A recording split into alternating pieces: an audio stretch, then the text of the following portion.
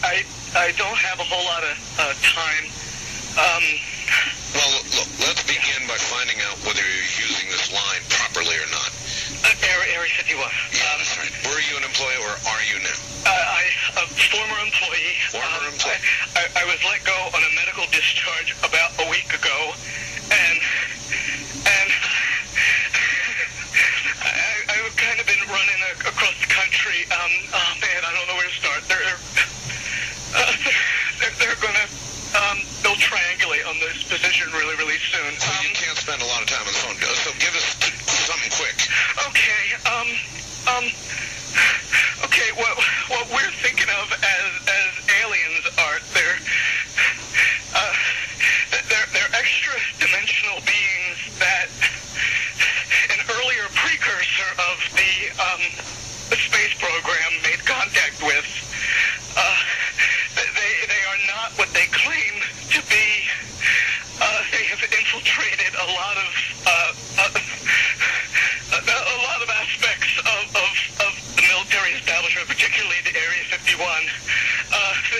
The disasters that are coming, the military, I'm sorry, the government knows about them, and there's a lot of safe areas in this world that they could begin moving the population to now aren't. But they're not doing anything. They are not. They want the major population centers wiped out so that the few that are left will be more easily controllable. Okay, some people think that aliens are from another planet. And some people think that aliens travel intergalactically, to say that they travel as people or pilots in a ship. And some people think that they're from another solar system. And some people think that they created us. And so some people think that they're here to bring about a ancient knowledge that mankind lost or something like that. Some people think that Christ is one of these individuals in a human thing or a human disguise. There are a lot of different beliefs in regards to them, and one thing has been proven true is that these beings have been deceivers since they first got here. And every time they told a ruler or a person that they came from a planet or they came from a society and that they were created under a different God than we would know, it has often been shown to be a lie. They seem to also change the story of their origin, and history has shown that over and over again. And what I mean by that is to say many times when people thought that they were on another planet, it turned out that under hypnotic trance, through hallucinations called either holographic images, they were meant to think they were on another planet. Some of them have literally woken up in the midst of having this technology operated on, and they realized that they were actually in a laboratory room. And unfortunately, when they realized they were in a laboratory room, they realized that there were human beings in that room, and there were actual, real Nephilim beings in that room. They realized that they were not on a planet, but they realized that they were somewhere on Earth, and they were in a secret place where they were being experimented on. Some of them are actually using ships, real technological ships, to kidnap people. That does not qualify them as coming from another planet, as the way they would define it. So let's understand a little bit more evidence on that. Let's go back to the intergalactic thing, okay? If they're from an intergalactic world, let's say they're from 9 solar systems away from us, and they were from a technological world that is 9 solar systems away from us, that world would be far more present than non-existent as we're in that state now. Meaning the traffic would be so heavy that you would see it, and you would clearly see it all the time. Interesting thing about space is that the solar system that we live in is actually called clean space, meaning there aren't really a whole lot of debris and gases and things in our solar system. It's It's very clean. But the solar systems that are around us are filled with very dangerous gases, and they're filled with strange anomalies, weird type of rocks. And basically what I'm saying is, for the kind of technology to travel warp speed at such a speed and power that it would probably kill them before they even got here. The gases would definitely ignite with nuclear energy sources. This is why deep interstellar travel is not possible, because the more and more further you go out into space, the more and more dangerous it becomes to travel. So if there was intergalactic activity going on, where people are actually blasting themselves from that solar system over to here, the traffic and the accidents and the explosions from these accidents would be so magnificent that they would be seen from Earth. And so we don't see anything like that. Not anything like that at all.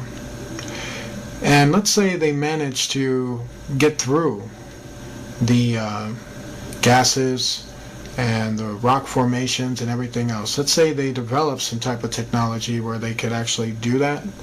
Still, what you don't factor in is that you will see them coming before they even got here. And the whole world would actually see them coming before they even got here. You don't see that. So that debunks any theory that they are intergalactic. Also, if they created us, then who created them? You got to recognize that the universe is far bigger than an alien, as they want to call it. And these aliens do not have appropriate explanations for these things. They ignore these questions. At this stage, the rocket was traveling between 11 and 14,000 miles per hour when a saucer-shaped craft entered the frame. It flew into the frame like this, and it shot a beam of light at the warhead. Now, remember, all this stuff is flying at several thousand miles an hour. So this thing fires a beam of light at the warhead, hits it, fires another beam of light, and then flies out the way it came in. And the warhead tumbles out of space. In many incidences where these beings have been confronted, Jesus Christ has often been asked of them. And you know, they actually say that he's real. They can't even deny him. Have you ever wondered why? Now, from their behavior of disappearing and reappearing, that's not the behavior of an intergalactic entity. Because you are an intergalactic entity. You are actually in a galaxy. And if you were to go to another planet, let's say Mars, they would see you coming because you're in a ship. You would actually try to communicate with the rulers. You would communicate with the people. They would see you coming down from your ship in a normal intergalactic travel way. Have you ever seen these entities do that? Absolutely not. They just seem to appear out of nowhere, and they always want to have very secret meetings. And they're very good at hiding from the people. Have you ever wondered why? When these entities have been under investigation, when we watch them come in and out of our world, you've watched them literally open a portal in the sky and go into it, and then come out of the same portal. This spiral portal has also been shown that it can be created in satanic occults. There are people who practice magic that we would probably know now as Kabbalah, but had other names before that, where they can open up the same portals. And not open up the same portals, but they can call up entities that look exactly like aliens. But yet, they don't call them aliens. They call them evil spirits, and they say that Christians would call them demons. But yet, Independence Day, The X-Files, all these shows want you to think they're aliens. truth is out there, and they're not aliens. You ever asked yourself, why would they want you to think that, though? You see, if you think alien, you don't think about Jesus. And when you think alien, it makes you doubt Jesus. And when you doubt Jesus, guess what happens? These aliens run right over you. They take control of you. They possess you. They do terrible things. They're not your friend. They're not my friend. And they're not the solution to the human race. You see, you probably heard that they tell the human race and the rulers that you need to make peace and you need to end your weaponry and stop killing each other and stop doing these harmful things to each other, and we'll help you. But yet, what you don't told is that these aliens also want our help too. How is that? How is it if they got things together, why do they need our help? If they're so superior, why do they need us to disarm? If they can help us, why don't they just do it? Why do they need something from us? Have you ever wondered why? A good hustler knows that when you hustle something, you need to get back in return. You're doing it because you want to make that person happy so that you can make yourself happy when you get back the return. A hustler will sell you something, but he wants the money. Do you understand? Did you know when dealing with these beings in negotiation, where your tax dollars are being used to talk to them and you're not even told anything about it, did you know these beings hustle? They promise people technology. They promise people to solve all their medical problems. They promise to show them the ruins of planets and to take them there and to help them build a society there without the people, which is you, me, and the people they're supposed to be ruling over and basically feeding us and take care of us and making society possible for us. A former astronaut who walked on the moon says aliens exist and that the government has been covering up incidents of contact for years now. Dr. Edgar Mitchell says aliens have visited our planet, and he believes the government covered up the discovery of an alien spacecraft in 1947, as well as 4 alien bodies that were found in the desert. The reason for the denial was, number one, they didn't know if these were hostile and could we protect ourselves from them. They didn't want the Soviets to know, so they devised to lie about it and cover it up. Well, Dr. Mitchell is a veteran of the Apollo 14 mission, and he walked on the moon back in February of 1971. I've read about this incident you had in 1951, and you said you saw literally hundreds of unidentifiable flying objects. Yes, they were flying quite high. How high we couldn't tell because we couldn't get anywhere near their altitude. But they were either very large craft way up or smaller crafts still well above what we could get to. For a day and a half, all of this happened, but then no one wanted to talk about it.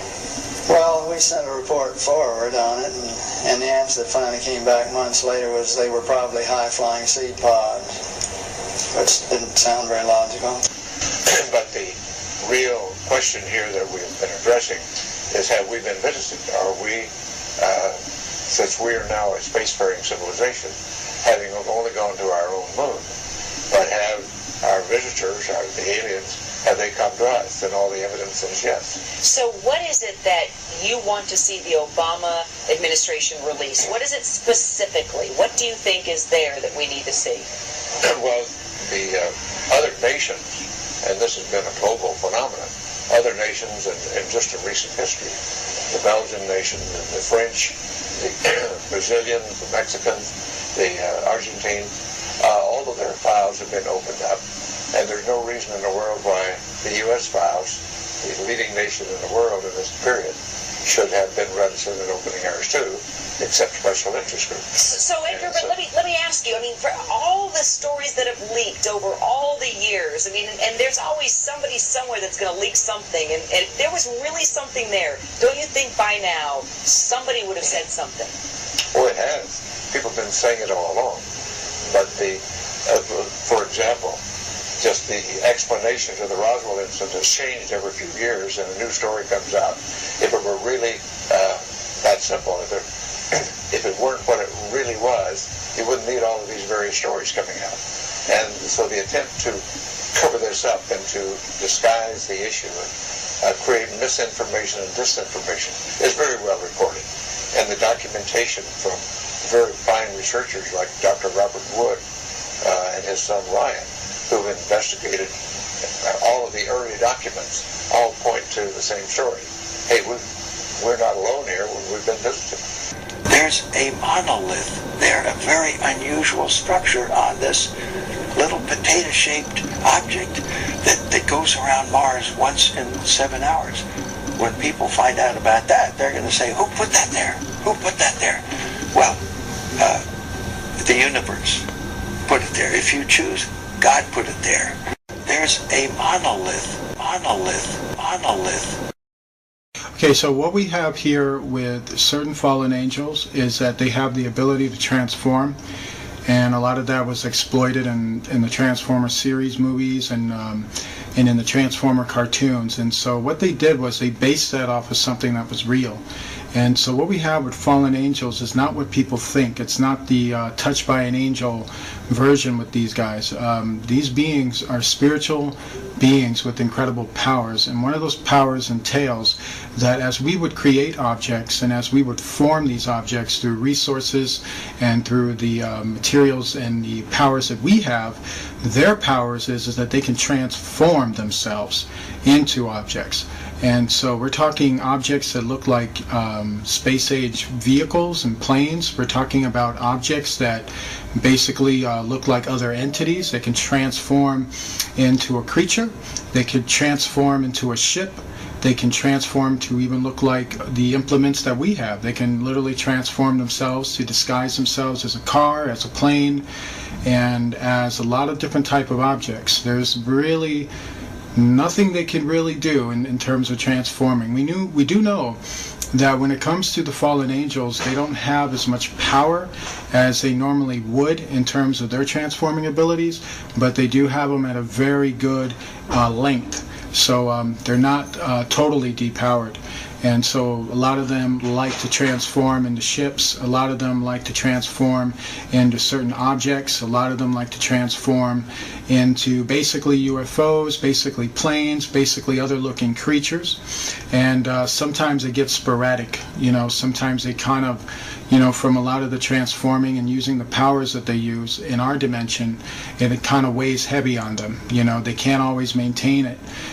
They can't always maintain the form or the shapes that they take, and sometimes they go a little crazy in the atmosphere. And then sometimes that's caught on camera, where they're just like morphing into like a UFO and then a dragon and then other types of forms of spiritual reptilian-looking you know, helixes, if you will, you know, combinations of different forms.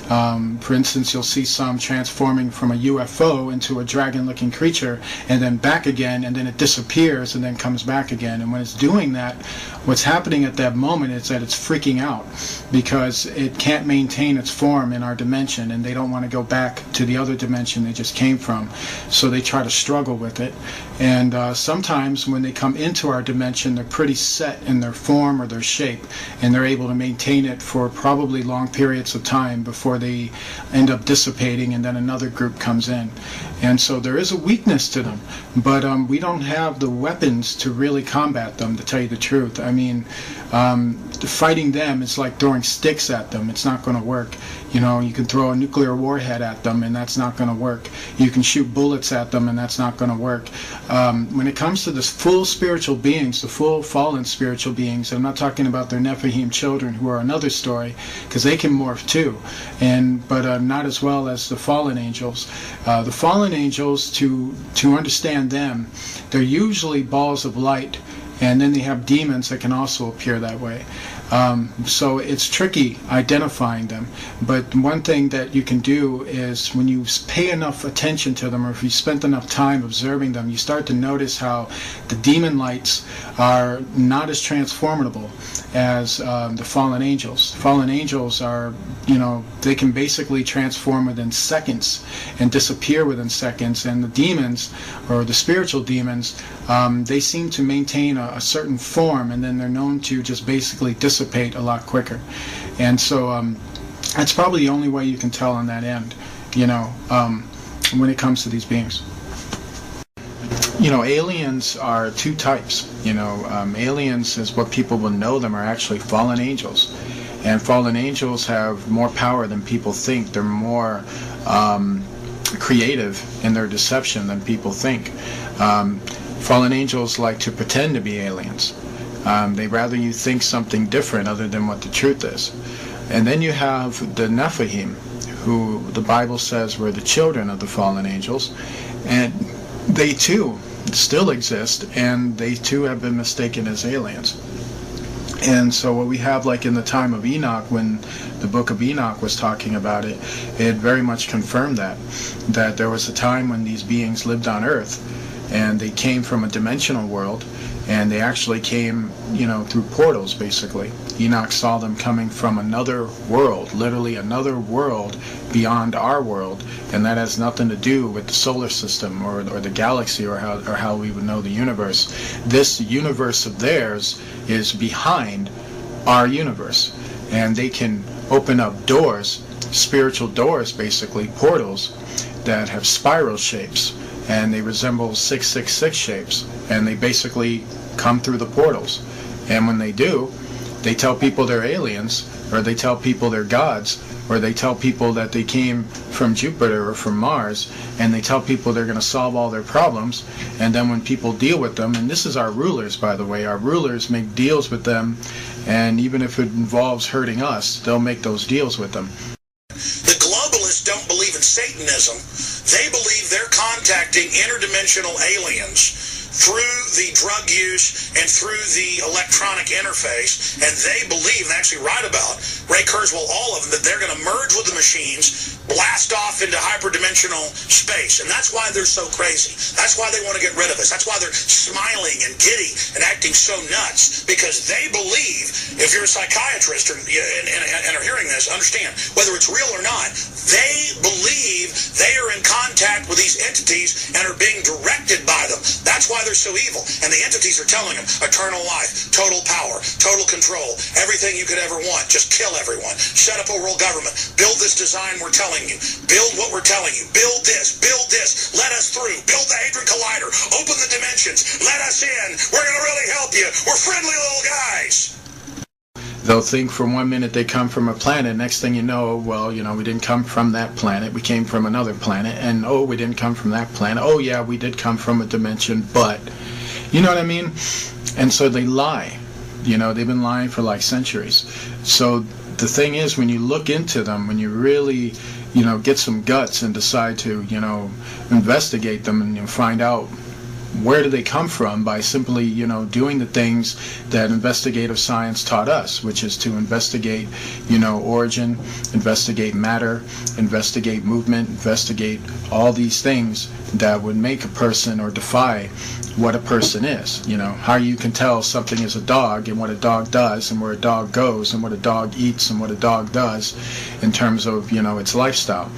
And so when you do that with so-called alien study, guess what you find out? You find out they don't come from another planet. You find out that they don't move galactically. You find out that they move interdimensionally. They move through parallel portals. When we talk about like Enoch, when we talk about what makes Enoch so important, why, what's the big deal about Enoch, why is everybody going toward the book of Enoch? There's two reasons why. What happened in Enoch's time is happening now in our time. And that's scary, because what happened in his time was pretty messed up. Okay, so what we had that occurred in Enoch's time was that there were rulers that were on that earth, powerful rulers who were worshiping evil spirits. These evil spirits told these rulers that they came from another planet and that they were going to solve their problems for them, and that there was more God than just the one true God. And so they believed in that for like hundreds of years for a while, and these were like descendants of even Seth. And what happened is that over time, while these rulers were worshiping and not taking warning from the other sons of God, those entities backstabbed them. And what happened is that the more and more the rulers worshipped them, and the more and more they got control over what they did, it allowed those entities to enter further and further into our world, to the point where they received enough energy and enough permission from these rulers to literally enter our stratosphere. And when they entered our stratosphere, they came in full invasion force. The book of Revelation tells us that's going to happen again. We are living in the stage where the beginning of that is already happening. So what we put this picture is Hitler basically meeting up with the fallen entities, and that was basically a regular for him. He had a very large interest in basically following them and basically communicating with them and basically talking to them. And these beings were, very much part of the plan and the destruction of World War II. You'd be amazed at the fact there's a lot of attacks in World War II that they actually took part in, that history tries to cover up or tries to bury. I mean, if you look back at maybe 15 years from 9/11, so many people will have a different view and a different explanation to that. But when it all comes down to it, the Bible tells us that fallen entities are involved in our leaders, and our leaders shake hands with them and greet them and, are happy to see them. Hitler is also very much involved with the 13 council members, and so he's very much a guy who reports to them. And this is one picture that you're looking at right here. This photograph was actually snapped, I believe, during an attack at Antarctica, if kid you not. Hitler didn't die in 1945. He actually died later on after World War II because he was hidden in that base for a while. This was a photograph that was shot of one of the UFOs, if you will, one of the Virginia aircraft planes that attacked an aircraft carrier. Right before it decided to unleash a hail of missiles on it, one of the soldiers snapped a picture of it. And these are the things that you got to really wrap your mind around, because when you don't wrap your head around it, you're going to get very caught up in it. This is also the same deal. What you're looking at the bottom with the heat source is very much the fuel injection of the plane, or the Virginia. This is also another photo shot of the Virginia. And what you're looking at right here is kind of what I'm talking about here, is some of the engineering components of some of these Virginias. They have a circular fusion type of power, and it's right at the center of the Virginia. And basically fusion, that's basically using type of nuclear fusion with water, and basically sends it into a lot of hyperactive speeds. And it's just very, very advanced, and it's just to show you just how advanced we were in World War II, which would even implicate to you now just how more advanced we are now, and how so much of that is not shown. And what you're looking at here is another case of that. You can see how sleek they build these Virginias, and you can see how well they've gotten to the point of building them. They're nowhere near to the point where they used to be, but they've gotten there now. A lot of this was help from the fallen angels, because our rulers by that point did not have a lot of mental capacity behind this, and so they had to be retaught how to rediscover their own inventions, which is very sad. But it's the making of their own doing. If you look very closely at this, you'll notice I believe it's a 50 cal machine gun that was built at the bottom of this one. And what you notice with these things is that they're usually machine guns that are basically placed inside the Virginia, and then they're released to come out and then to be used against upon other people, basically to open fire on people. And this to show you the military strength of these things. You have something as well here.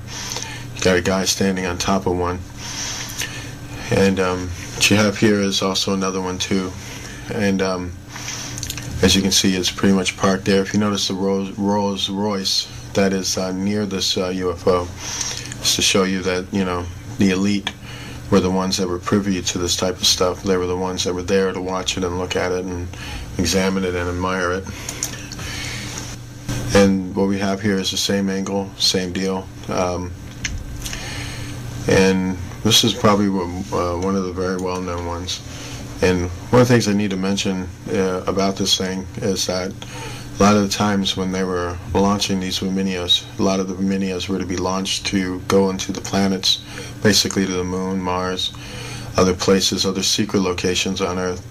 Many times they called in witches to basically conjure up demons for them, to guide them or direct them certain portalways that they would fly the instruments into and then come back in and out.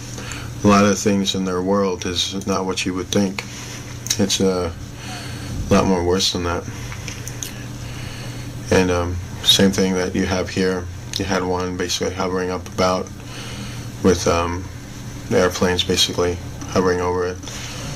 And what you have here is another base basically. It's a design of a base, but it's basically a design of an energy source.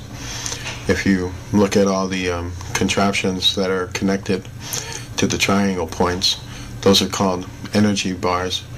And with these energy bars, basically, they're like giant transformers that can fuse powerful energy, and they all connect, kind of like a wiring, and all the energy will be centered to the center of the main core of the energy source. And what you're looking at here is what they used to do with pyramids a long time ago, and now they've invented these circular type formations. And all these things are about energy sources and advanced technology. This is also a blueprint of a Luminia, how to build one and how to construct one.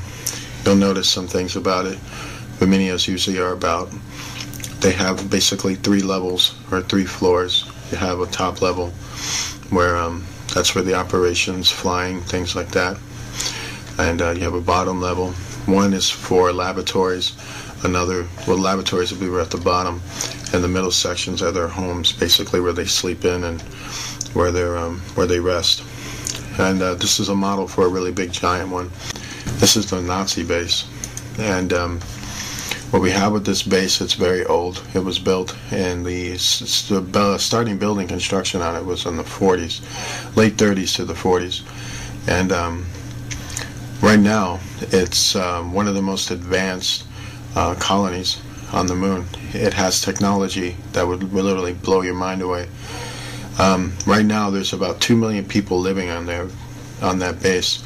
It's actually a city, and it's very, very big, very huge. You have literally advanced space age technology there. It's one of the last things left of the Reich Empire of Hitler. It's now part of the Rothschild Illuminati colonies, and they control it right now. And it's basically their moon base, and it's just very, very advanced. The swastika building, as you're seeing, is very huge, and there's so much more in that area that's very much shrouded in the darkness. But if you were to get on the ground level, you'll see just how huge and massive this thing is, and just how big it really is. The top part of it is a huge satellite on top, and just very, very advanced, filled with aircraft hangars and all kinds of other advanced technology there. Basically, they almost live in a Star Trek world there. It's quite interesting. What we had here with the astronauts doing this was that they were setting up mirrors, and what they were trying to do was, they know that in the occult that certain mirrors scare off evil spirits because they don't like to look at themselves in a mirror, which is another reason why evil spirits like to appear as the host or some other entity or person.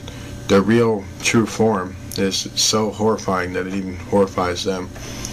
And so that was the aim at setting up the mirror. But the mirror was so, how do I say, it's so amateur.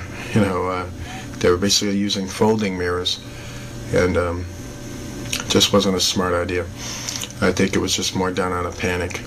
One of those things you do where you're so scared, just figure out the next thing to do. And what you have here is the same deal. They were basically on a base, and they're in basically a facility that's mostly underground, but it has a few bases on top, a few housings on top. The government really hates this picture. They hate it for a lot of reasons, because it's too real. You notice the golf club there, and that was from the fact they were playing golf at the time. Basically to, I guess, I don't know, to relax their nerves. When they were told to get off the moon, they found it absolutely offensive that they actually came up there to play golf, which is why Americans are not welcome on the moon, because they're considered to be ignorant, and they're considered to be rude. And, I haven't seen anything that could tell me otherwise. This is like another shot of their getting confronted by fallen beings. Notice this pit right here. They were basically filming the animal life underneath the caravans of the moon. There's a lot of species on the moon. A lot of people don't know that. There are beings called selenites who have wings. There are reptilian creatures that are under there. They resemble small little, from what I understand, they resemble small dinosaurs or small dragons. They're very, very small. And this type of species, they have one for the moon, and there's another species like it on Mars that they tunnel under the ground. At the time when they were doing this was a later Apollo mission, as you can tell with the rover they had, and this means it was after Apollo 11. And then when this mission was going down, basically they got confronted by the fallen angels. You'll see them up here. There's actually 5 of them coming around, but every one fallen angel is probably like 20 or 30 of them. Remember, they join themselves, they basically fuse themselves together and travel in a light source. And so I always remember that, like when Jesus said to the demoniac in the garden of the Gardarians, the tomb areas, he basically asked him his name. The demon gave one name. He said, "I'm Legion." One name, but yet we are many. But this is to kind of show you, like when Beyonce says, "I'm Sasha Fierce," there's a whole lot more people to Sasha Fierce. And so that's kind of what you have with aliens too. They travel in the same way. Same thing here. You have 2 of these beings coming up the surface, and basically there too. Basically I have a similar thing, got a light source showing an odd spectral being in the air, and more spectral beings here. Very similar to what I'm talking about. You see how they travel close together. You got one here, and then you got one here. The Bible says that they're beings of light, meaning spiritual beings. And these are also pictures of basically them covering up moon structures. This is NASA telling you there's nothing up there by erasing what's actually up there, so that you can go home and think there's nothing up there, even though you'll never go home and think, well, if there's nothing up there, why are they doing this? What's the point of this? Why would you do that? That's basically to show you that they're hiding what's up there. They don't want people to know about what's going on there, what the deal is, and stuff like that. So that's why you have a lot of these buildings that are just being basically covered up. Same thing here. What you have here with this structure is that it's a ruin, a very massive ruin, and it's basically a temple. And from what I understand, it's very, very huge. The structure is probably a good 5-6 miles wide, with probably going up to about maybe 15 miles high. It's very, very huge. And it's one of those structures that hardly ever gets talked about. But very, very powerful indeed. And We have more of the same type of thing here when they were basically landed in this area here. This is when they were filming the abandoned city, or the ruinous city. It was a city made of metal and crystal. I kid you not. Many of the buildings had huge giant holes in them, or they were halfway destroyed or hanging. They were mostly ruins. They filmed and actually shot photographs of this massively wide buildings, massive area, and had to cover up the whole entire thing with pitch black. But because there was so much crystalline in the photograph, a lot of people were able to just use a lot of infrared and a lot of other camera ways to bring out the images that were being covered up in there. So with the greenness and the blueness and other things, you're starting to see that there was something huge, something quite massive that was there, that the astronauts were to go there and basically extract technology from there and basically film it. What's so heartbreaking about that is that you won't see that in the National Museum. This is back to what I'm talking about here. You'll notice it here. There's a big opening right here, and when the other astronauts on this mission, with some who actually leaked some information, came from the radio transmissions. The radio transmissions revealed that they walked through an opening, and when they walked through an opening, they were basically walking on a platform opening, and they were underneath the structure. And when they looked, they were able to see more of the city and what it looked like. They said this opening structure was made of metal and crystal, that there was metal pillars holding it up, while the rest of it was just crystals. And they basically just walked straight through it. And that was the opening where they walked in, and basically were looking around at it, and then they walked out and started taking pictures of the overview of it. And you'll notice some of these rock things here. There's more to these rocks than people think. There's actually technology that's buried within those rocks. So what they had with this area was that there was a lot of ships ingrained in the dust and the ground of the area, and basically they were taking pictures of the structure that was around them. But what's so shocking about it is, if you look how small this astronaut is and how large the structure was, you really start to grasp the architectural skills of the old world was mind-blowing. And it's kind of like same stuff here, but it's kind of NASA spreading disinformation. Basically, these rocks things right here, there's more to it than people think. Sometimes they're actually pieces of technology broken off. Sometimes they actually have animal life living in it, or biological life in it. And so they just basically erase it. And this is kind of like showing you their guilt, because if you look at it, if you didn't have this information, you wouldn't think much of it. But they get rid of it anyway, because in their hearts and what they're doing, they know what it is, and so they don't want you to figure that out. So the less you know, the better is kind of where they go at. And so same thing here is you got them erasing stuff, erasing towers and other things. You got the same thing here. Erasing other towers.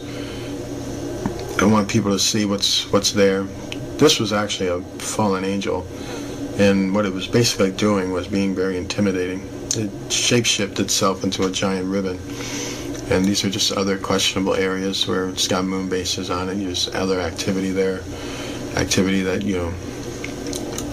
it's very, very horrible, most of it. If it's secret, it ain't good. These are pyramids that are on the moon, and you notice 1, 2, 3 of them. From the shot angle, actually 4 right over here. From the shot angle of it, you'll think that these pyramids are close together, but they're actually not. They're probably maybe 3 to 6 miles apart from each other. And basically in that time, pyramids were built for energy sources, kind of like a big giant battery to light up your city. And that's what they were there for, basically. And this is to show that they're somewhere near a ruinous city, and they're not too far off from it. And it's very powerful. And same thing here. What we had here were UFOs kind of lying on the surface. They looked like giant bugs, actually. And basically these things started to pop up when these astronauts started to take pictures. This is one of the major reasons that spooked them to get off the moon. Many of these astronauts, actually, when they went to the moon, a lot of them thought they weren't even coming back. They were that scared by it. Basically, we have more same thing here. We have a statue of from what I understand, a goddess-type ruler with a sword that's been broken off. We see the handle of the sword here, and you see its blade end right over here. Very interesting because it's old world metal, so it'd be kind of interesting to look through that a little bit. Very, very interesting indeed. We have here was a Viminia ship. This is known as a smaller Viminia class ship, and this comes straight from the old world. So this was an old world ship, meaning it wasn't built by the government. It was built by a government those thousands of years ago. And basically, as you can see, the 3 holes there, it was attacked basically. And but looking at how advanced it is, it's marvelous. From what I understand, they were going in there to take away computer chips that were on it, and to get a schematic, basically, of how it was built. Just a beautiful ship, though. Nothing really quite like it. And what we have here was the type of engines I was talking about in terms of Viminia. This is one of their engine capsules. And if you look here, this is the crystal that's right in the center of it. And it's basically built to fuse power and H2O, basically. And they fuse it inside this crystal, and basically it's used to power up an entire ship. And so this is why they came to that area, because they knew what was there, and they were trying to extract the technology. And what we have here is basically a pagan altar built on the moon. Quite interesting. But this was from a long time ago. And basically that's what they did. And it's just quite shocking. This is more stuff here. You're looking at more ruins in the ground here. And looking at just a kind of oblong structure, really. If you look at this blue thing right here, this is actually what they couldn't completely cover up. But this is to show you that massive blue crystal city that we just got through talking about. This is one of the beams that's being shown that they weren't able to cover up completely. And it's just very mind-blowing. And this is kind of showing you what they really covered up in this photograph. This whole area right here has an abandoned ruinous city on it. And when they showed this photograph, they showed it, but they took out the actual city that they were covering up. So this is kind of showing you what they did, what was really there, and why they took it out. Showing you how advanced their camera techniques are in terms of eradicating things. You think they would be truthful, but that's the government for you. They've disappointed us. And so this is another picture of another moon base that they have. And what you're looking at here is called portal technology. And that's what this big giant thing is used for. And what you're looking over here is a tractor that's about to come in. And this tractor usually goes to the mining fields, picking up silver, gold, metal, other resources. And this is one of the bases that they have on the moon. And sometimes people come through portals. They're walked out through here, and they come into this base here. There's tractors here. You'll notice mining fields here around it. You'll notice this big flash of light right here, which had a lot to do with the fact that when the astronauts came close to it, the fallen angels appeared, because fallen angels are everywhere on the moon, and basically guarding a lot of their evil things that they got human beings involved in. Basically, this was the mothership, as it's well known, Viminia ship. When we come to learn about this area, is that the reason why they fogged out or put a lot of electrostatic in terms of the seams around this area was because of all the gold that was around that area. There was so much gold in that area that it's just mind-numbing to think about in terms of your imagination. To see the gold that clearly from all the way up in the sky shows you that there wasn't like bars of gold down there. You can consider like almost like a halfway of a mountains of gold down there. There was gold nuggets and rocks and mountain-shaped rocks of gold down there. I kid you not. Like, basically a gold nugget that's something like 10 miles high, and just scattered all around where this mothership was abandoned. And it really blows me away, because it kind of shows you that they were using a lot of gold, a lot of resources, and then it's also showing you that God placed a lot of those resources on other planets too. And so what we have there was basically it was a hot area, and that's why Apollo 20 was needed, and that's why the other missions that they did led up to Apollo 20, because they wanted to get that gold, that technology, they wanted that area. And so it's very shocking. This is to show you how big that ship was. I mean, it's huge. This was the harbor point of New York City, the Manhattan area. And if you look at some of the largest buildings that are in the world, they're nowhere near as big as this ship. And that's saying quite a bit. This thing is absolutely huge. It was so big that you were able to put about a half a city of people in it. And just massive, just very, very big. And it's kind of showing you that the top part of it, or the hill part of it, was actually made in gold. So it's really just very powerful stuff there. Alright, so what we're looking at here is called, first of all, from what I understand, it's an old world structure. And it had something to do with basically a meeting ground place, if you will. If you ever gone to an airport, usually the first thing you go to when you go to the airport is that you go to the airport building. That's what this was. Basically, it was a place where people gathered when they were about to take off. The Germans discovered the ruins of it, and so what the Germans did is that they basically remodeled it. And when they remodeled it, they used it as a base of headquarters when they were extracting resources off the moon, and when they were building an underground base on the moon. So years later, after the Germans built the base, they abandoned this post. And when they abandoned this post, basically they went underground. And then years later, the astronauts came here, and when they came to this specific area, what the Apollo 11 mission was about was to spy on the base, on the moon base of the Illuminati. And not just spy on this base, they were also supposed to take resources off that area. Apollo 11's mission was to do reconnaissance. Reconnaissance is that you're going to film an entire area. You're going to spy on it, basically.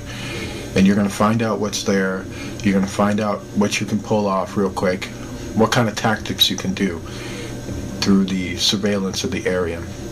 And that's what they basically did. They were assessing what they can and cannot do, and they were assessing what was there. And so that's what this whole Apollo 11 mission was about. It was about filming the ruins, filming the resources, assessing what you can do. And so that's what basically was going on here. And what we're looking at with this structure is that it's a very huge structure, by the way. It's a two-story structure, but it's very long, it's very wide. And when you go directly into what they're doing here is they're going into the front door, basically. And when you get a very good look at it, you start to see what I basically mean here. You can basically see there was a time where basically what you're looking at is the inside of an airport, if you will, but a space-age airport. There was a time where people would be, well, basically they'd be lined up over here, and you got these other buildings and other rooms where people basically would have had their office, if you will, and, you know, there was more to this structure. A lot of it was destroyed, but there would have been a lot of technology around it. So by the time the Germans got to it, the Germans would have just remodeled it, you know, put some new structures on it to hold the building up and things like that. Once it was abandoned, that was it. So you'll notice some things about the walls of the building. You notice that they're very bright. You notice that when they come in with the camera, it seems like the whole thing seems to illuminate.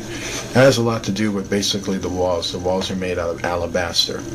Alabaster makes things glow, kind of like marble does. And so, from what I understand, this structure was a combination of alabaster and marble, and kind of like a white stone, if you will. And so that's why it has a very type of eerie glow. This is one of the astronauts walking. We believe this was Buzz, actually, with Armstrong filming. And if you take a good look, you notice some things here. You can see kind of what I'm talking about. You can see how this is an old world structure with some new structures in it, but this is kind of like an old world kind of line, if you will. It's a place where people lined up, and the more and more you get a very good look at it, you'll notice these archways. Archways are places where people would gather. They'd be coming in and going out. And you'll notice some other things. You look at these beams across right here, you'll notice that some of these beams are attached to the old structure, which is to hold it up. And you'll notice the ground is very broken up, and that has a lot to do with the destruction that the building went through, or was basically hit with, a long time ago. And you'll notice now he's filming another room, which is here, and he's about to go right into that room. And so what he's doing is that he's just walking along it, and you start to notice some rocks, blocks, and things that have been broken apart. You'll notice here also how it's one room here, rooms here. You'll notice how it looks very much like a big giant office building. And that's kind of what you got to put into you, is that is what you're looking at. Is that you're looking at a building that had an administrative function. And even in the old world, it had an administrative function. And when the Germans took this land, they made it also into an administrative function. And then until after a while, that was pretty much it. And so that's what you're just looking at here. You're looking at a building that used to house very advanced technology, and then the Germans used it, and the Americans spied on it and walked in there and wanted to get a very good look at what's inside there. From what I understand, there was circuit boards that were left around in there. There were metal pieces as well. So basically, they collected all the circuit boards and all the metal pieces, all that type of resources they can carry back with them while filming the rest of the structure is what they did. And pretty soon you'll see that when they're digging up these metal pieces into piles. And so you're looking at more of the structure. What he's basically doing now, he's getting more closer near the ruins of the structure. And now as you see what he's doing, take a very good look at what he's doing. He's looking at the ground because he's noticing that there's metal pieces on this ground. So that's what he came for. And so he's looking around to see what he can pile up. Just getting a very good look at it, at the whole thing. So now you see him walking over it. And if you're wondering why they walk so smoothly over it, that has a lot to do with the uniforms they're wearing. They wear things that are about like 200 pounds, and with the shoes have a very strong adhesive, so it feels like bouncing. But they're not bouncing because of the atmosphere, they're bouncing because of the shoes that they're wearing. And if you look very good at it, you notice how the structure's missing a floor here. You'll notice how with this building, the entire top floor that should be like a ceiling on top of them is not there, because that has been wrecked, destroyed. And so only some part is holding up in the back, while the front part has been basically gutted. And so this is just more of that. You see these beams here, and then you see these archway beams that I want to keep mentioning it to you. You see more arch beams here and more arch beams here. And that's just to tell you, that it was an administrative building, and people would have been lined up here, they would have been lined up here, they would have been going into another building here, getting their papers or getting prepared for flight. Then they come out of the building. And then if you notice, right at the very far end of this building, it's about maybe a mile off, or half a mile off, is where the Verminia ship is, the one that Apollo 20 went after. And that's to show you what that area used to be. It basically used to be a massive space-age airport. So you're looking at some of the buildings that were left over from it, and this was one of the administrative buildings that they had. So that's more, what you're looking at. If you take a very good look at it, you see how this building, had levels. It was a two-story building with a lot of floors, a lot of inner floors. So basically levels of rooms, bedrooms, office buildings. Basically, that's, what it was, basically. And so I just want to keep reiterating that, because, a lot of people look at this building and they'll think it's alien, or they'll think, the Germans built it, but it's a lot more complicated than that, and also pretty simple at the same time. And so it's pretty tripped out. This is what I'm talking about. If you look up here, you can see the floorboards up here, and there's floorboards here, and then all of a sudden there's just this big opening right here, and that's because half the floor on top is missing. Basically gutted.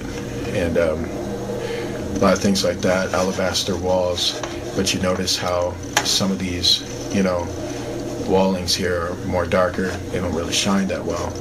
And so that's to show you that the Germans had to, like I said, remodel. They had to put some of their raw material on there to kind of hold the building up so that they can use it. And this is Buzz in the middle of it. And, it's a funny thing with Buzz.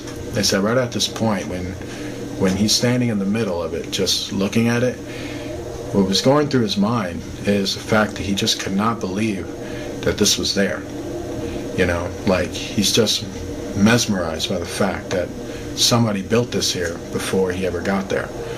And now he's thinking also, man, I got to go back and tell the people that we're the first ones on this moon and there's nothing here, while he's in the midst of the truth. It's a very eerie moment for him.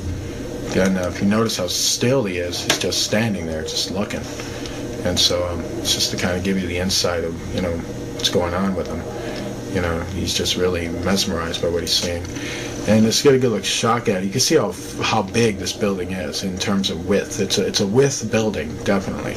But it goes for quite a bit. Like, you got these tunnelways that are going all the way, or hallways, if you will. They're actually hallways. And going all the way down, and all the way down, you see how long this building was. It was probably close to about a mile long. And it's very, very huge in terms of that.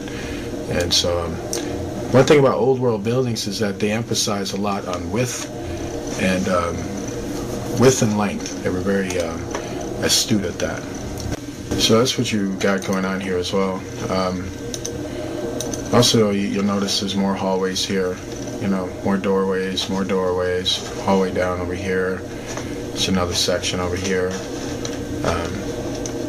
It's just mind-blowing. Top of right here is actually the main ceiling right up here. And it's kind of a box-shaped structure, an oblong box-shaped structure.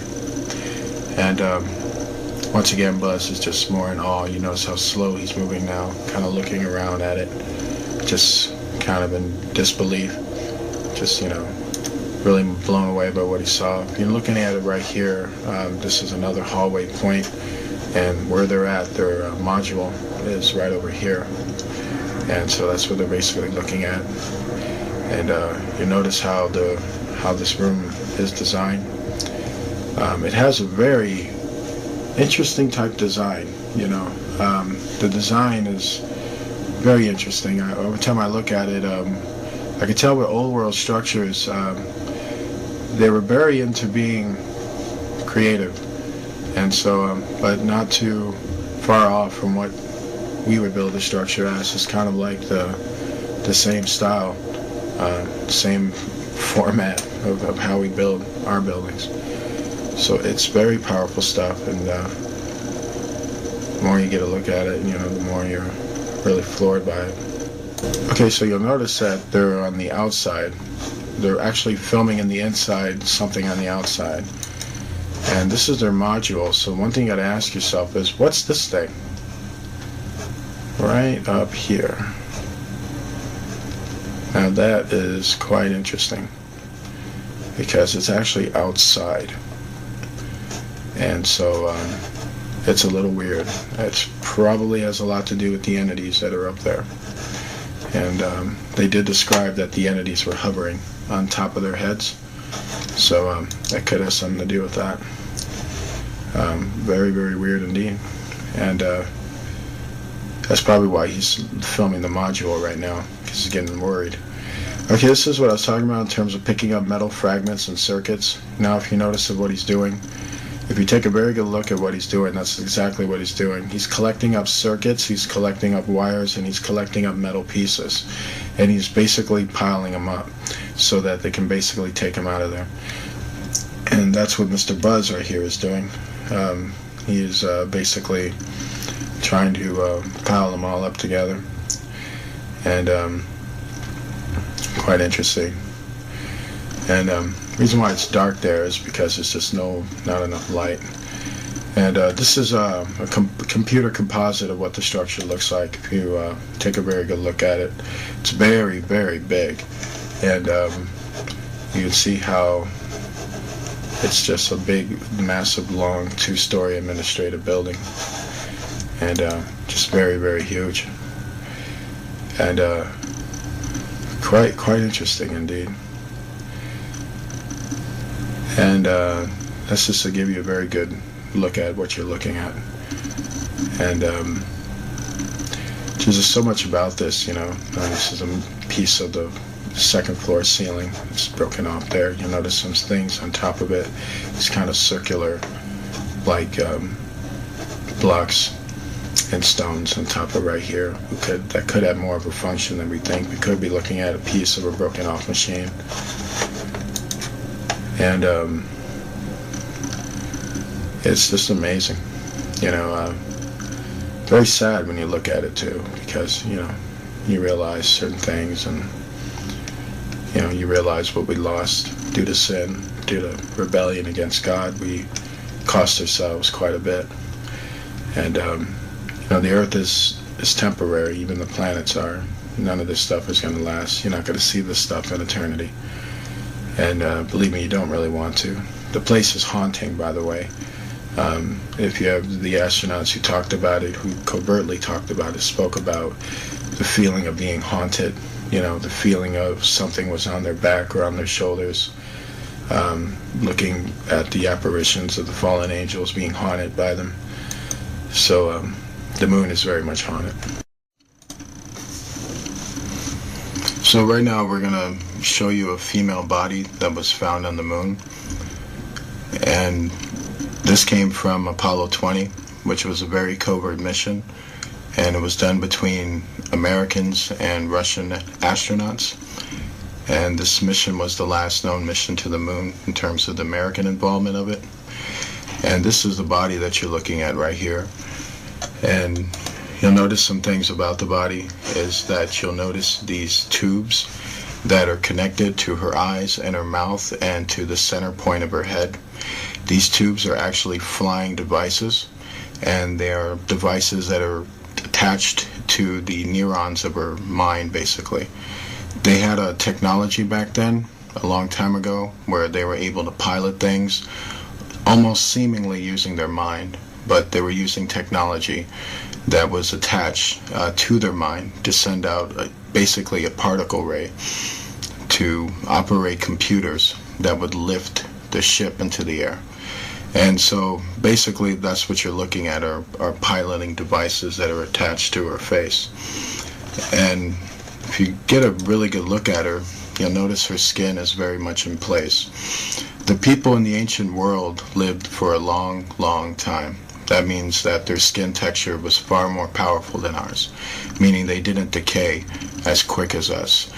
As they lived for thousands of years, it would also take thousands of years for them to decay. And so that's why her skin is still intact. Also, the fact that where she was, it was highly cold. She actually was frozen to death. So when you add that in there, it pretty much you can see why her skin is very much attached. And there's other things you'll notice about her. If you notice, the rims around her hair are quite curly, and you'll notice some of that there, and you'll notice some in the back shot. Basically, those are braids, and she had braided hair.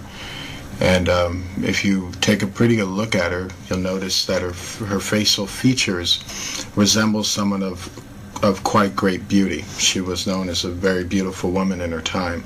She is also the pilot of this ship.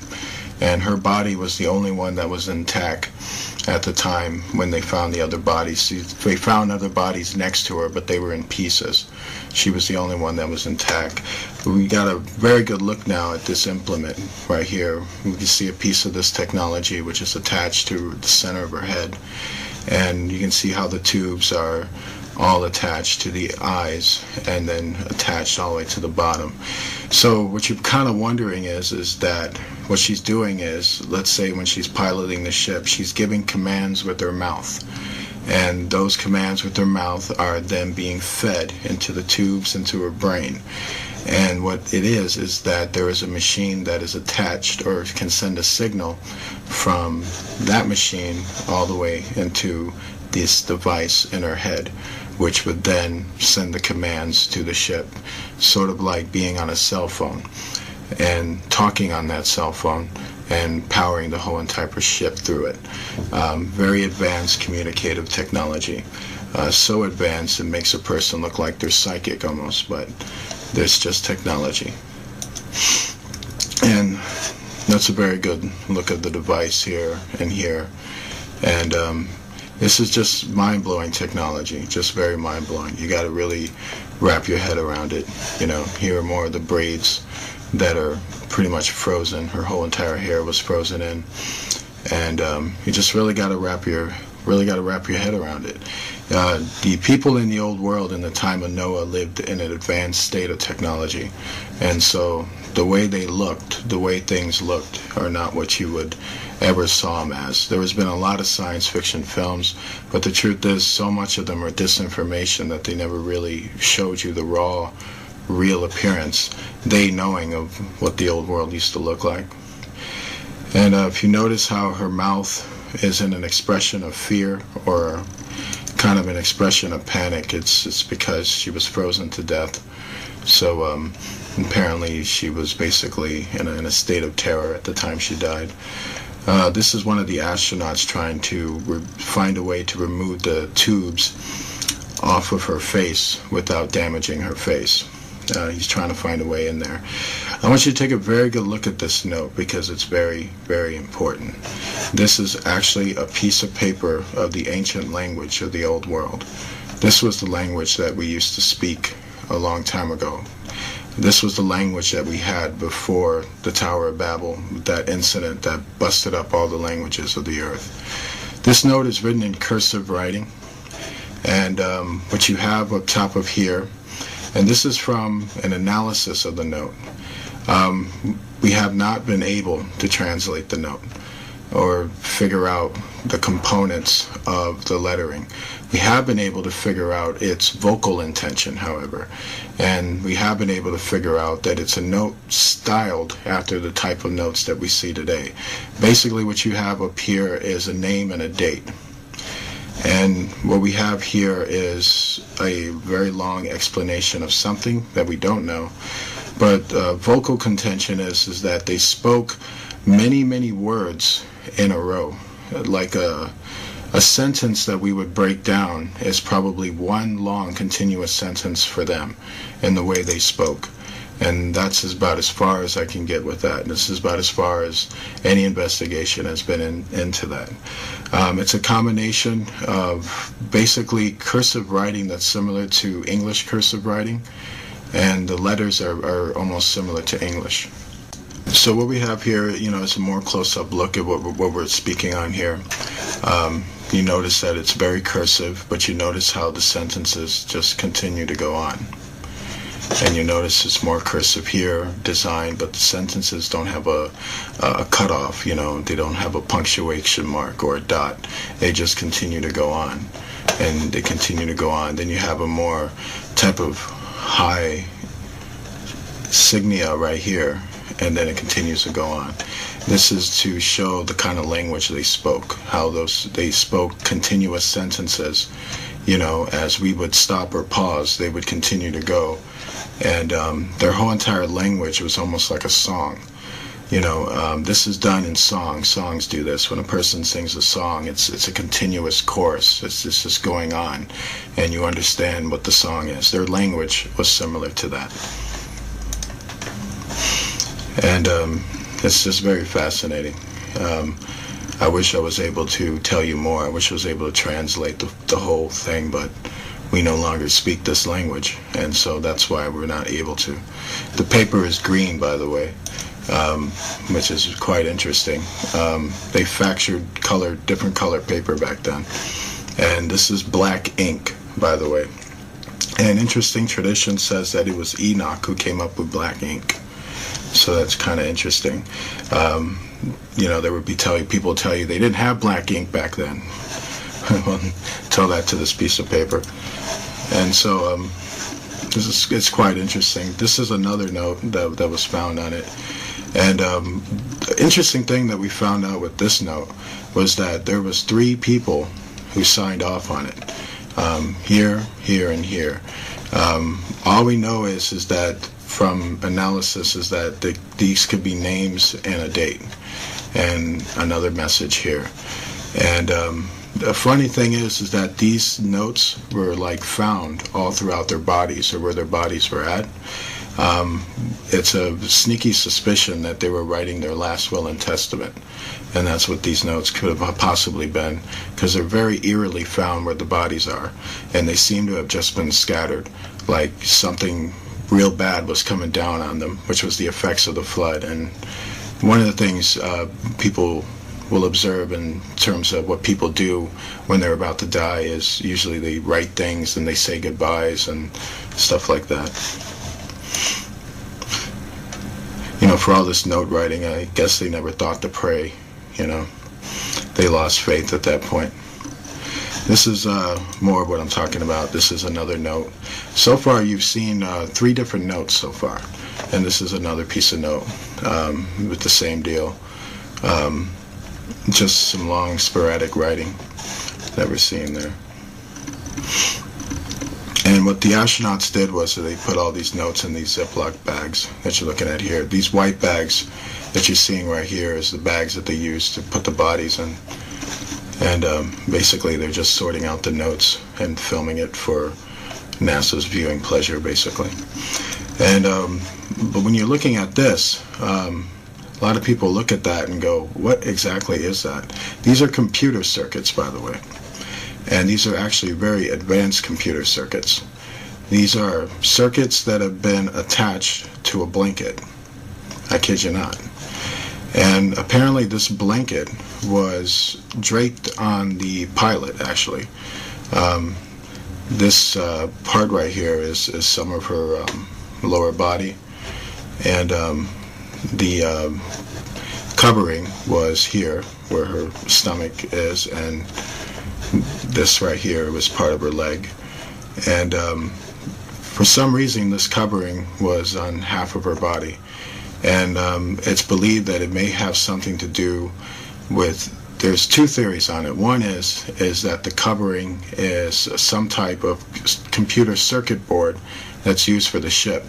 Another one is that it's an example of transhumanism technology, that this daughter of man, this specific female, had cybernetic implants in her, and one of that was this type of covering that was on her leg, which is telling us that the technology back then that they achieved in terms of cyborg technology was very real, and this is a piece of it that's on her. And much of the transhumanism doctrine that's coming out with the connection to what happened in Noah's time very much supports transhumanism, rather than it being a device that's part of a piloting function. It's mind-blowing technology, by the way. It's hard to know exactly what it did for her when it was attached to her. This is a more close-up shot of it as you're looking at it. It's hard to know what it exactly did for her. There's a lot of theories. It could have increased strength or speed. It could have done a lot of different functions like that. And those are usually the main functions, is to increase the strength of a human being by using cybernetic parts. And that's what all of this stuff is, basically. This is a more close-up shot of it. And it's mind-blowing. It's unlike any circuits that you've ever seen or known. These are circuits that are far more advanced than what you would ever have known. Then they work far, far better than anything you can think of in terms of what we're dealing with now, or what the government will have you think that we're dealing with now. This is a more close-up shot of it to get you to really wrap your head around the circuit board of it. When you're looking on the surface of it, it almost feels like a smooth type of painting, almost, or a smooth type of paper, cardboard paper. But when you look further into it, you see that there's actual computer circuits inside of it. And these are the up-close shots of these circuits, and they're just basically coursing throughout her particular implement, and they're attached to her skin, by the way, and that's why the transhumanism technology makes far more sense, because it's very much attached to her actual person. And what you're seeing here is more parts of her body. This is a more up-close shot of her leg, and up-close shot of her body frame, to kind of give you an example of what happened to her skin, or close-up, more telescopic close-up look of her skin. And basically you can see how it's, it seems like instead of decaying, it's chipping. And so that's fascinating. The skin is very hard, and it looks like it's the type of skin that really would take a lot to even cut it. And so it's very strong skin. It's not, you can see how far humans have degenerated. We literally decay. We don't chip away. But back then they chipped away before they actually decayed. And fascinating. And what you're seeing here is her co-pilot, and the co-pilot's head was severed. And so what you're looking at here is the severed head that they found, and it was right next to her. This co-pilot didn't have the implements attached to her, and where she was found, actually, she was found a few, from what I understand, about 15 to 16 inches away from the pilot, and her head was found about 16 inches away, with her other body parts being found in pieces. One thing you got to understand, the astronauts' impression of it when they came onto the site of it, the Apollo 20 crew, was that they felt that a violent incident took place at this time, because the body parts were in pieces, which hence that they were hacking at each other toward the end of it. The pilot seems to have been preserved for two reasons. She may have been the captain, and having privileged knowledge, she may have tried to get away while this was happening, and but basically wasn't able to escape. The meteorites that blew open onto the moon caused a freezing on the moon, that basically if anybody who didn't get taken out by the blast was going to get taken out by the freezing effect. She seemed to have survived the blasting effect, but got caught in the freezing effect, which happened pretty much simultaneously right after the blast. And that's as far as it's known. And what will eerily shock you is that a lot of old world technology that's found all have traces of a violent disturbance that had taken place on it, from having laser holes blasted into them, from bodies being found in pieces and being found in suspicious ways, showing that they were in a state of panic and violence at the time that the flood effects were taking place. And so much of that is, you got to really wrap your head around that these people were living in a very violent society. This is an after shot of when they removed all the tubes off her face. Right now, they basically got her on Apollo 20, and so this shot right here was basically to show you the after shot of when they had it all removed. They had a female doctor who was with them as an astronaut, and she was the one who removed the tubings off her face. And key things to note is that when they removed the tubes off her face, they said that this ooze, this type of eerie ooze, was oozing out of her eyes and out of her nose. They believe that that might have been part of the cartilage of her brain and the flesh of her eye. That at the time when she died of the freezing effect, it affected the circuits, and that would have fried the inside of her organs in her brain and her optical eyeball. And so that was the oozing stuff that came out. And that's why they don't open up her eye, because there's nothing in there, basically. But we get a very good look at what she looked like. And we can see she was a very beautiful woman when she was alive.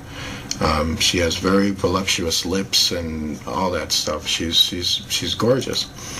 A friend of mine kidded me and said that it looked like Angelina Jolie. But I disagree with that. She looks better than Angelina Jolie. What we're looking at here is the natural mark that's upon her head. It's said that the daughters of Cain, or Canaanites, or people who descended from him, had deformities or specific marks that registered them as being Canaanites. And so this is what we're looking at up here. You'll notice that it's a cross formation, actually. You can see here and here, and so there would have been one here and down here. And there's a serpent form right here. And it is believed that this is the old world mark of the beast. And at that time, from what we understand, she was born with this mark. This is a mark that's actually born upon her. But there were some who were actually taking a mark, or a tattoo mark, that had two type of components. It was a digital chip that was tattooed into your skin. But much is believed that this is her natural, something she was born with, basically. And it's quite sad. What we're looking at here, if you want to know who she is a daughter of man, as was registered in Genesis, meaning she is a descendant of Cain, and she was a witch and a old world pagan who was a advanced pilot, and she flew a mothership. And she is a member of the Rama Empire, because the ship that she was found in registered to have been part of that old world empire in terms of the technology that was found.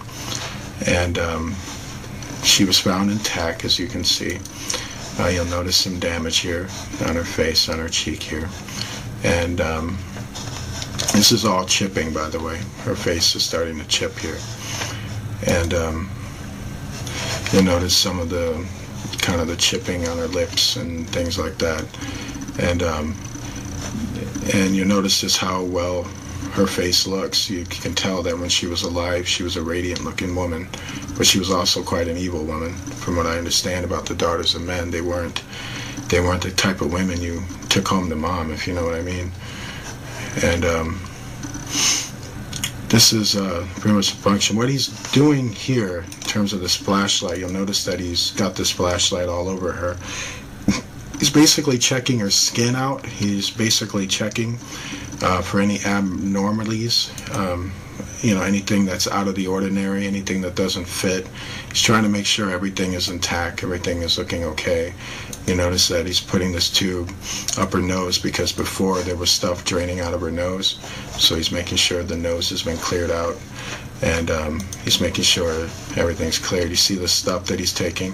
So the type of stuff that was drooling out of her nose. This is actually tissues of her brain being pulled out of her nose. Says her death was pretty painful. And what we're looking at here is a very good picture of her, because now we get like a good front shot of basically what she would have looked like if she was alive. He's pulling more brain tissue out of her nose, and it's quite shocking. Noah spoke about these Pacific women. He said that these were the women that corrupted the sons of God, the human sons of God. They used to be married to some of them used to be married to fallen angels. I don't know if she specifically was, but I do know that she was one of those daughters of men who did corrupt sons of God. That I do know about her. And it's sad. It's a horrible reality to really wrap your mind around how much history has been stolen from you. That you would never ever know this, and that's totally sad. So now we're going to show you the image of the ship. that was found. And first thing we want to talk about in terms of this image is that it's a very controversial image. And the first thing you got to understand is that this image is being brought to us by a very advanced telescope. And it was a telescope that was attached to the technology or the equipment of Apollo 20. It was an instrument that they had that was extremely advanced. And so basically we're looking at an image that's actually being looked at from basically thousands of miles into space. And basically they had a technology much like a telescope. You know, when you look at a telescope, the objects look smaller in the telescope, and so this is what we're seeing here. And they're actually seeing it through a computer screen as they're moving the telescope. And so with that understanding, that's the understanding you need to have as you're looking at this footage. And also you're going to notice there's a lot of static in this footage. That was actually done by NASA, and I'm going to tell you why you'll see that static. And if you take a very good look at it, at what they're looking at here, you'll notice how the ground is shiny. In fact, it's very, very shiny. In fact, it's shining yellow, and that's because there's a lot of gold. And when it starts to static up a lot, that's actually what they're trying to hide. They're trying to hide the fact of what they were really looking at and what they were really going after. They were going after gold, technology, resources.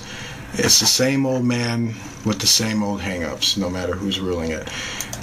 And so if you look onto this side right here, you'll start to notice some gold here, and you'll start seeing kind of strips of it all on the ground. But it starts to get more stronger around here than when you start to see it. And what you got to notice about this round gold plate up here is the fact that if you were on the surface looking at it, it basically would look like a mountain of gold down on the surface where you would be at. That's a lot of gold, people. This area is Fort Knox right here. This one area right there, probably more so. And then look right here, there's another massive mountain of gold right here too. And that's just mind-blowing. I mean, there's gold on the moon, and a whole lot of it. And there's an area there that just has a big, massive mountain of gold. And that's what this whole area is. And that's why they're going over this very, very smoothly. And they're trying to get, first of all, they're trying to get a logistics for where to land, where to go, where to walk around, and basically what to pick up. And so where now they're basically scanning the area, and so that you can get a very good view of basically the surrounding and the terrain that they're in. And soon they're going to start to come across the mothership. And this mothership that you're about to see is the ship that the daughter of man, the female corpse, was found in. And she was a pilot of this specific ship. And the ship seems to have been in the hangar, or its hangar. The area, or this area that the ship was found around, is believed to have been some type of airport, basically a space-age airport, that was basically decimated and destroyed. And so if you're looking now, you see a lot of these meteor rocks, as you will, and they're all over the ground now. You see them here, and basically you see them everywhere. And these are not natural rock formations. This is the sign of a great devastation that took place in this area. These were the rocks that were shot out of the earth like meteors, and they scattered all over the moon to destroy it. And so that's what you're seeing, is these massive holes in the ground. And now you're seeing it all through here. You see these things starting to light up right here, here and here. This is more gold that's being found there, and it's all over the place. Now the static comes, and this is NASA. NASA's trying to now hide what they're trying to see. Now it's more gold, and not just gold that you're seeing here and here, but now you're starting to see the ship itself, which is right there in the hangar. And the more and more they get closer to it, they can start to see it. And you'll notice that the ship's main, what you would call the bridge, if you will, the screen that covers it, is made of gold as well. And that is a big, massive gold plate too. And you'll notice that now they're getting more closer into the ship, and now they're looking at it. And keep in mind also, like I said, telescope technology is what they're using. You're looking at a computer screen from their ship using a telescope machine. So they're actually telescoping this image from their ship onto their ship so they can get a look at it.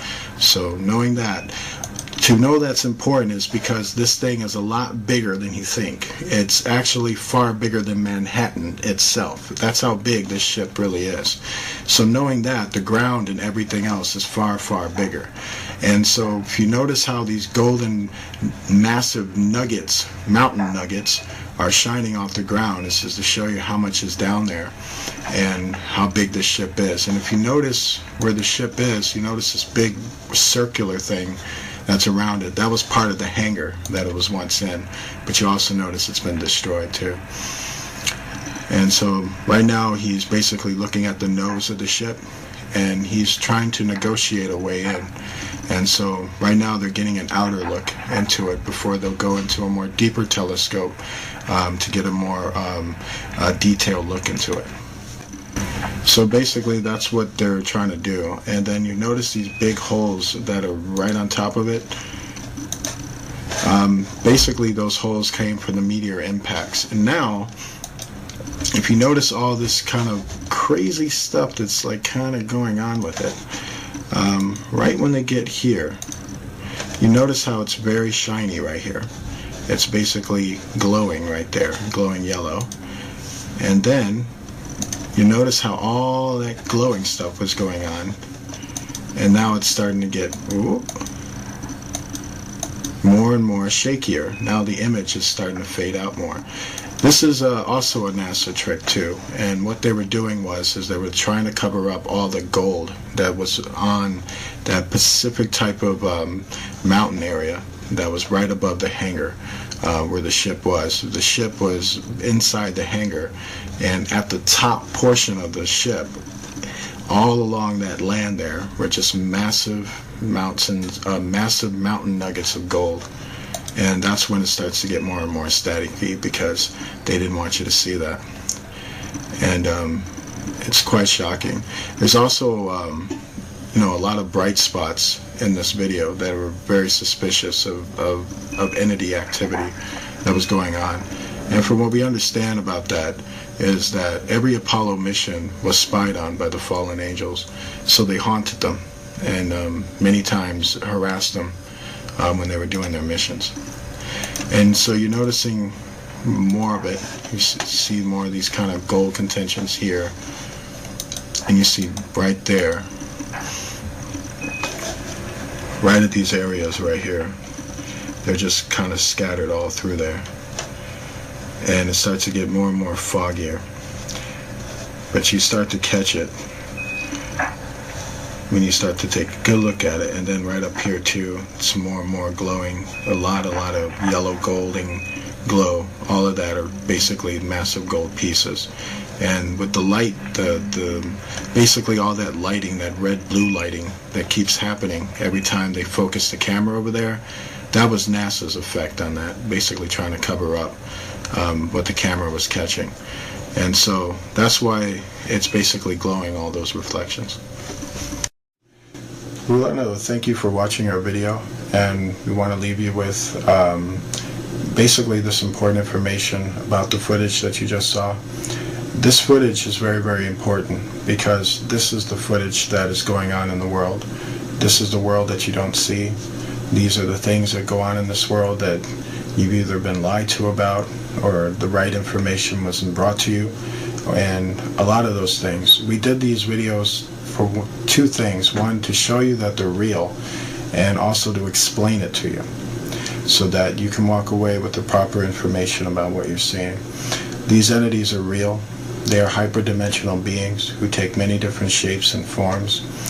Our government has lied to us about them since they showed up. And every world power has dealt with them at one point or another. And every world power has also lied to their citizens regarding them at one point or another. And the world that we live in is not quite what you think it is. And when it comes to our history and our past and the threat that we're dealing with, Right now, that was the threat of the past. Basically, if you don't know your enemy, and if you don't know history, you're doomed to repeat it. And it's best that you wrap your mind around the truth of what you're seeing and understand that it's real. And we're affected by it each and every day, and we're always close to it each and every day.